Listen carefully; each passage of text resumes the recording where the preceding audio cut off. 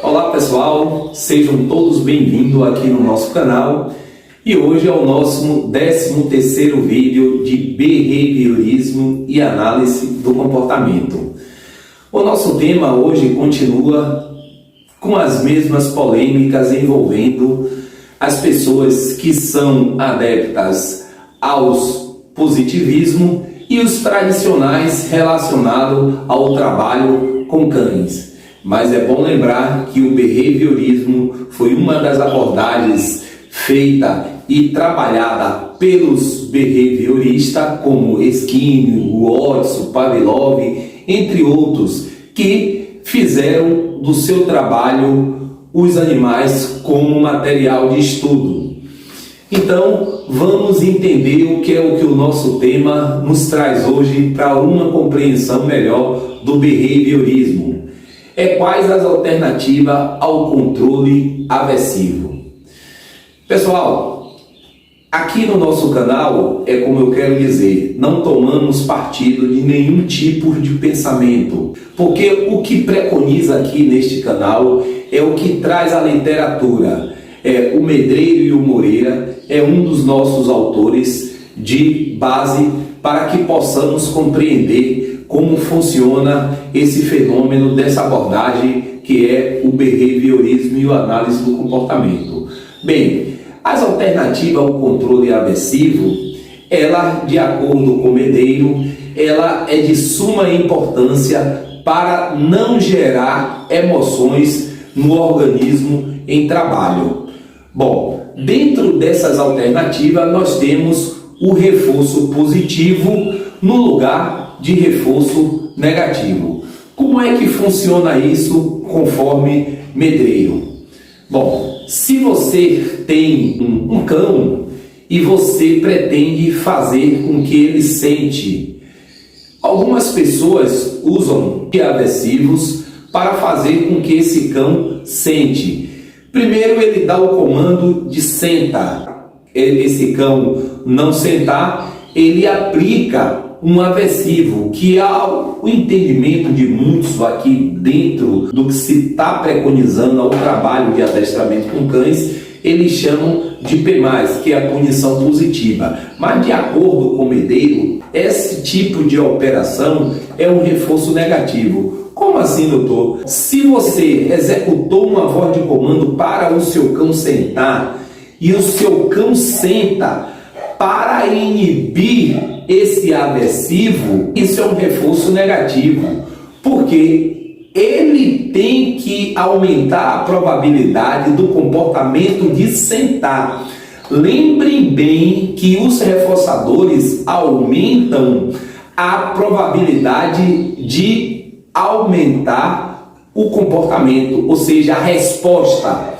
Na punição negativa, se tenta extinguir o comportamento. Quando o experimentador aplica uma punição, a ideia dele é fazer com que aquele comportamento, aquela resposta pare de existir. Nesse caso de mandar o cão sentar e o cão não sentar e aplicar um aversivo, ele não está tentando extinguir uma resposta, ele está fazendo com que a resposta de sentar apareça.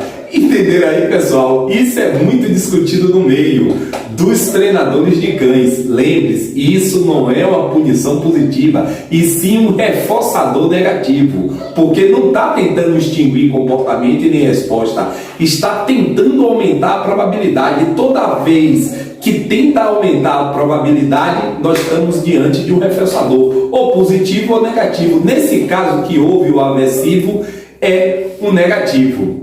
Ok, pessoal? Vamos fazer um paralelo para as questões humanas. Digamos que um boxer tem um treinador muito rígido e quando ele aplica o golpe de forma errada, o treinador chama ele duramente, repreendendo ele, e ele tem que aplicar um golpe perfeito. Então, ele, para se livrar do aversivo do seu treinador, ele termina aplicando um golpe perfeito. Então, ele, com um comportamento, ele inibe um aversivo, que são as reclamações do seu treinador. Ok, pessoal? Ficou claro essa questão aí? Vamos agora para a extinção em vez de punição. Nós sabemos que a extinção, tanto como a punição, ela diminui a probabilidade do comportamento, como eu acabei de dizer. Mas nesse tópico em específico, o que é que o autor Medreira quer trazer? Ele quer nos trazer que tanto a extinção como a punição gera emoções negativas. Mas o Medreiro e o Madeiro, ele enfatiza que é melhor você usar a extinção do que a punição, porque os efeitos deletérios emocionais são muito menor do que a punição. Ou seja, o uso da extinção gera menos emoções deletérias do que a punição. Vamos trazer um experimento aqui que o experimentador acabou de fazer com um pombo. Esse experimentador colocou um pombo que estava sendo condicionado a bicar num disco para liberar alimento, e logo então ele extinguiu esse reforçador. Ele não mais liberou esse tipo de alimento para que esse pombo fosse reforçado. Só que é o seguinte, esse mesmo experimentador abriu na caixa de esquino um compartimento que dava acesso a um outro pombo.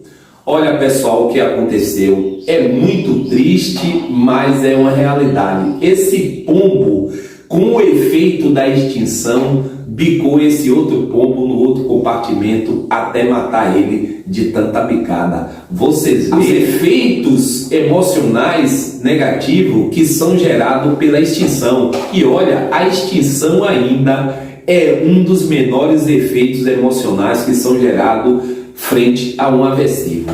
Aí nós perguntamos, é possível se treinar um cão sem aversivo? Vamos para frente aqui no canal que vocês vão entender como é que funciona a dinâmica do behaviorismo voltado para essas questões.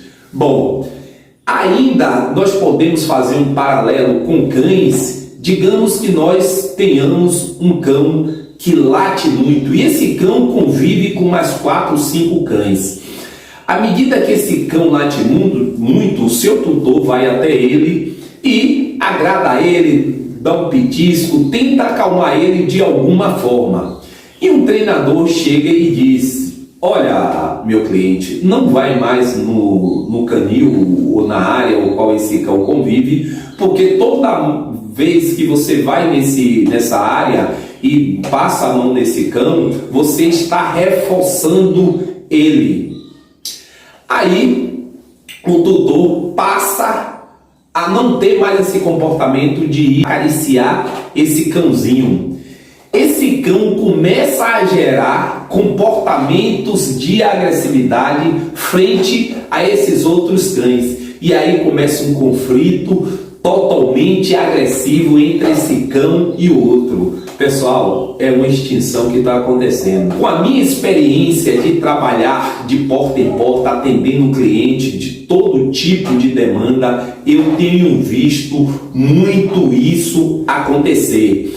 Essas extinções mal gerenciadas terminam trazendo sérias consequências no convívio entre cães, com cães, entre cães e pessoas. Então dá para vocês fazer um pensamento dentro do trabalho que vocês executam com cães, o quanto é perigoso uma extinção, quanto ela não tem um controle, como ela não tem um mediador de um reforçador positivo. Pode atenuar isso? Pode sim. Quando você atenua essas questões emocionais desses animais com um reforçador positivo. Fique atento no vídeo que vocês vão entender mais como é que se faz esse controle emocional.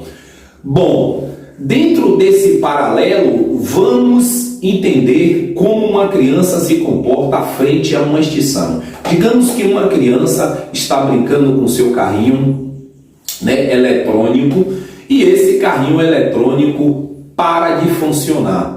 Essa criança, frente a essa extinção, ela joga esse carrinho na parede, quebrando o carrinho. Isso é uma demonstração de uma emoção de raiva frente à extinção. Então a extinção tem que ter muito cuidado quando se trabalha, porque nem tudo é só positivo e nem tudo só é aversivo. Fica aí para vocês fazerem as conclusões do que o behaviorismo traz frente a toda essa questão que é muito polêmica no meio. Voltando a repetir, nós do canal não temos nenhum partido, nós simplesmente trazemos o que o behaviorismo e a análise do comportamento preconiza de acordo com os autores que foram e são os estudiosos dentro do assunto. Quando eu falo os autores, eu me refiro aos autores que se debruçam em cima desse tema e dedicaram a sua vida a esse estudo. Vamos estar agora diante de um outro tema, que é o reforçamento diferencial. Isso é muito praticado dentro do meio dos adestradores. Talvez alguns profissionais não conheçam como reforçamento diferencial, mas é o comportamento alternativo. O tutor tem um cão que pula muito nele. Eu gosto de usar essa demonstração, eu gosto de usar esse exemplo porque é muito fácil a compreensão. Um cão que está pulando muito no seu tutor e ele não quer mais esse comportamento porque ele foi orientado pelo adestrador ou comportamentalista que toda mão que esse cão pula nele, ele segura esse cão. Só o fato de segurar o cão já é um reforçador positivo, pessoal. Por quê? Porque o que esse cão quer é o contato pessoal. Esse contato pessoal termina reforçando o animal. Aí o treinador chega para esse tutor e diz: olha, você não vai mais tocar nesse cão. Toda mão que ele pular em você, você vira as costas e assim que ele sentar, você reforça com um petisco de um alto valor que o seu cão queira. É um pedaço de fígado, é um pedaço de peito de frango, é um bifinho. Eu sempre indico aqui os produtos de mais origem naturais do que os industrializados, porque prejudica muito menos a saúde desse animal. Eu, como médico veterinário, eu tenho observado que os animais que faz uso de petisco, de peito de frango, sem sal, sem nenhum tipo de condimento, não apresenta problemas intestinais, a menos que tenha um problema de origem alérgica, aí já é uma outra questão. Bom, aí esse tutor passa a premiar esse animal quando ele senta. Tem a extinção dele não reforçar esse cão segurando e mantendo esse contato físico. Essa é a extinção. Mas, contrapartida, tem um reforçador do petisco quando esse animal senta. Faz um equilíbrio nas emoções, fazendo com que esse cão ele não sofra tantos os efeitos da extinção. Trazendo para o ponto humano, vamos supor que tenhamos uma cliente, aí já estamos dentro da psicologia humana. Olha o paralelo que eu gosto de fazer, porque o behaviorismo é isso aí mesmo, pessoal. Essa cliente ou paciente, como queira dizer, está dentro de um set, né, que está sendo trabalhada pelo psicólogo, e essa cliente ou paciente chega sempre se queixando da vida, se queixando do marido, se queixando das amigas, se queixando dos filhos, dos maridos. O terapeuta passa a não dar tanta atenção a essas queixas proferidas por essa paciente. Isso já é uma extinção. Tem dois riscos nessas questões. É essa cliente ficar frustrada e abandonar a sessão, ou isso promover um estado emocional negativo nessa cliente. Ou qual seria a conduta desse terapeuta? Ele vai colocar essa paciente em extinção, mas também vai reforçar imediato quando essa paciente mostrar a ele um outro tipo de abordagem da sua vida. Ele vai dar atenção e reforçar ela com atenção, porque tudo que ela quer é essa atenção. Então, quando ela não tem essa atenção por parte do seu terapeuta, ela está em extinção. Mas, contrapartida, esse terapeuta a reforça ela, terapeuta passa a dar atenção a ela, reforçando positivamente o que ela traz de novidade dentro da terapia. Entendeu aí, pessoal? Como se faz o equilíbrio da extinção com os reforços positivos para diminuir os efeitos emocionais negativos. Não vai extinguir os efeitos emocionais, vai diminuir, ou seja, vai ter um controle maior dessas questões emocionais. O aumento da densidade de reforços para outras alternativas. Goldman foi um estudioso dentro do análise do comportamento que ele tentou banir da sua linha de trabalho qualquer tipo de aversivo. E esse tipo de conduta do Goldman, o que foi que ele começou a fazer com seus pacientes e dentro dos seus experimentos?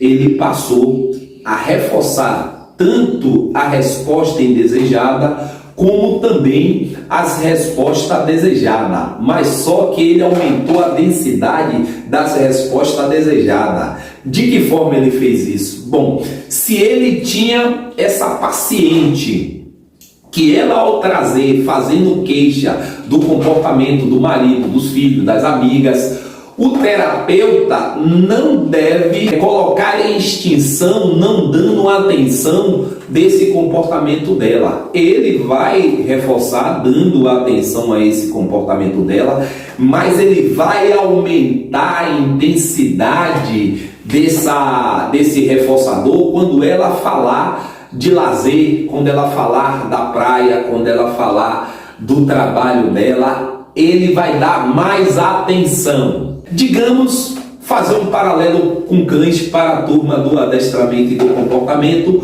possa entender essa questão. Digamos que tenhamos um cão, novamente o cão pular. Viu, pessoal? Eu estou me mantendo nesse foco porque a didática fica bem melhor. Digamos que tenhamos um cão que pula muito. O treinador orienta esse tutor a não tocar para não ocorrer o reforçamento do contato físico e sim premiando sempre com o petisco de peito de frango, que no caso desse animal gosta muito, é um reforçador de alto valor.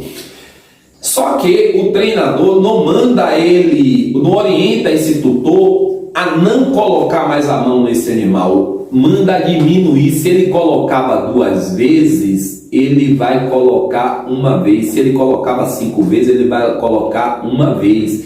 Mas em compensação, o comportamento de sentar, ele começa a premiar com mais intensidade. Sentou, premiou, sentou, premiou, sentou, premiou.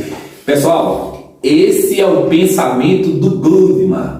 Não é o pensamento de Zenildo Prazeres e nem tampouco daqui do nosso canal. Nós trazemos o que o análise do comportamento traz e os seus estudiosos tem se debruçado para trabalhar. Cada pessoa vai entender o behaviorismo, como preconiza aqui a minha apresentação, e faz um ajuste em cima da sua realidade. Entendeu, pessoal, o que é o aumento da densidade dos reforços para outras alternativas? É simplesmente reforçando mais o comportamento desejado e reforçando menos o comportamento indesejado. Mas Goldman alertou essa questão, que essa operação é muito mais demorada, mas ele se sentia bem porque não usava os aversivos como nas outras operações tem acontecido.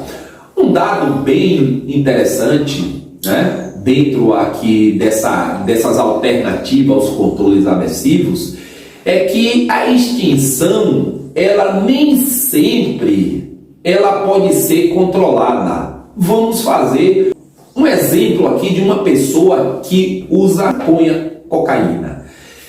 O experimentador não tem como colocar esse organismo em extinção frente aos efeitos da maconha, porque toda mão que ele fizer uso, ele vai sentir esse reforçamento. Então não tem como colocar em extinção os efeitos da maconha. Tem como colocar em extinção o uso da maconha. Mas se ele faz o uso da maconha, não tem como colocar em extinção. Isso fica para vocês pensarem como vocês devem conduzir não só o paciente de vocês, como a turma do adestramento e comportamento pode trabalhar os seus animais. Ok, pessoal? Eu deixo um forte abraço a você, agradeço a todos vocês por estarem contribuindo aqui no nosso canal e um forte abraço. Não esqueça de dar uma voadora no like, compartilhar, ativar o sininho, porque é muito importante aqui para o nosso canal. Hoje é o 13º vídeo de behaviorismo e temos muito mais aqui para vocês. Fique conosco, acompanhe os nossos vídeos, porque temos novidades sempre aqui no nosso canal. Um forte abraço, pessoal, e até mais.